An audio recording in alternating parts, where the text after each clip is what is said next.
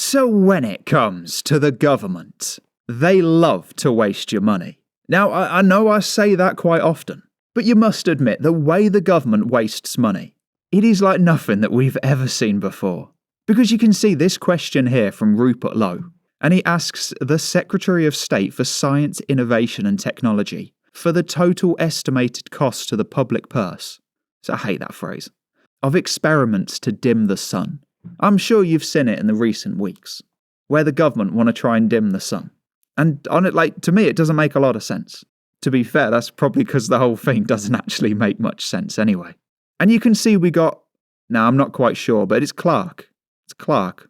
I'm going to say Feryal. I'm sure she'd be insulted at that, but that's absolutely fine. I'm insulted at what she's got to say.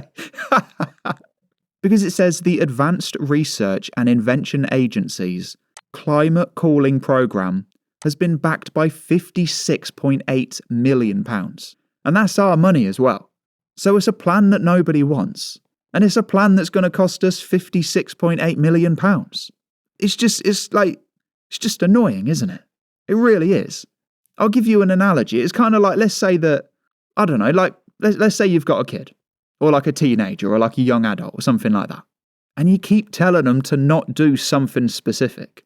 And then they go and do it anyway, and now you're on the tab for £56.8 million. Do you know what I mean? It's like if your son, or your daughter, let's say they say to you that they want to go travelling around the Middle East. And you just you say no. And then they go and do it anyway, and they get into trouble. It's the same thing here. We're saying don't do it, and they're like, no, we're going to do it anyway. And we're going to do it to the tune of £56 million. I got to tell you, as someone who's enjoyed the recent couple of weeks of warm weather, I don't want them to dim it. That sounds awful. Keep it as it is. Makes the summers quite nice.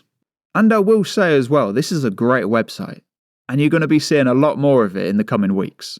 It's just where MPs are asking the government questions. It's kind of like freedom of information requests. But they sort of treat it with a bit more... they take it a bit more seriously. Not, completely seriously. A lot of it is like, it's too expensive to get the information. And they still say it to MPs themselves. But honestly, there really is some great information on this site.